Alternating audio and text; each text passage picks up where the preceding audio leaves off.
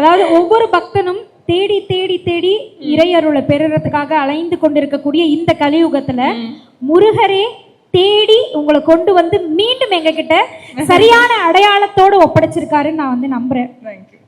இன்னொரு சூட்சமும் எனக்கு தெரியும். எப்ப பார்த்தாலும் யாரை பார்த்தாலும் சிரித்த முகத்துல இருக்கீங்க இல்லையா, அந்த சிரிப்புக்கு பின்னாடி எவ்வளவு வலிகள் இருக்கும்ன்றதையும் உணர்ந்த நபர் நானும் கூட. அந்த வலிகள் தான் இந்த அளவுக்கு நம்மளை வந்து சிரிக்க வைக்குது. நான் தான் வழியில இருக்கேன், நீங்களாவது என் புன்னகையை பார்த்து சந்தோஷமா இருங்க அப்படின்னு எப்பவுமே ஹாய் பட்டர்ஃப்ளைஸ்ன்னு சொல்லக்கூடிய அந்த மயில் வாகன தலைவன் என்னுடைய புதல்விய இங்க வரவேற்கிறதுல பெரும் மகிழ்ச்சி. எப்படி ஆரம்பிச்சது இந்த பக்தியினுடைய பயணம் உங்க வாழ்க்கையில?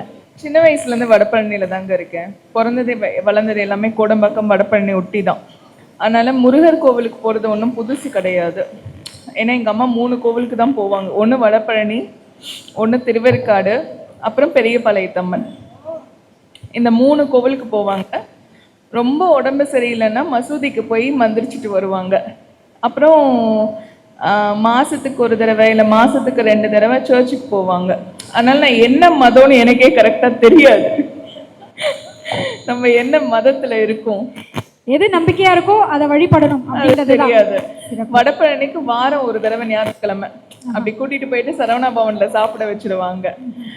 சின்ன வயசுலலாம் வந்து சாமி மேல பக்தியான்னு கேட்டிங்கன்னா அந்த ஸ்கூலுக்கு போற குழந்தை மாதிரி தான். இன்னைக்கு வந்து டீச்சர்ஸ் வரக்கூடாது, இந்த மாதிரி வேண்டுதல் தான். மழை பெய்யணும், அந்த மாதிரி வேண்டுதல் தான். ஆனா ஒரு நாளுமே எனக்கு சின்ன வயசுல இருந்தே வந்து நிறைய கஷ்டங்கள் இருந்திருக்கு. ஆனா பழிச்சது கிடையாது கடவுளை. சின்ன வயசுல இருந்தே வந்து இப்போ நிறைய பேர் வந்து சாமியோட படங்கள்லாம் தூக்கி போட்டு பழிப்பாங்க. என் வாழ்க்கையை வந்து நீங்க ஏன் இப்படி அமைச்சு கொடுத்துருக்கீங்க அப்படின்லாம் சொல்லுவாங்க.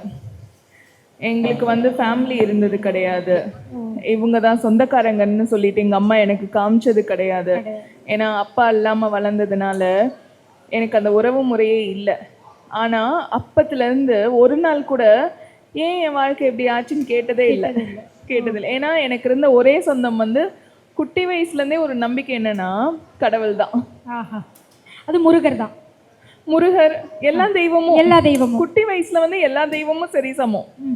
ஸோ அம்மா உங்களுக்கு நினைவு தெரிஞ்சதுலேருந்து இந்த ஒரு சம்பிரதாயத்தை தொடர்ந்து செஞ்சுக்கிட்டே இருந்தாங்க.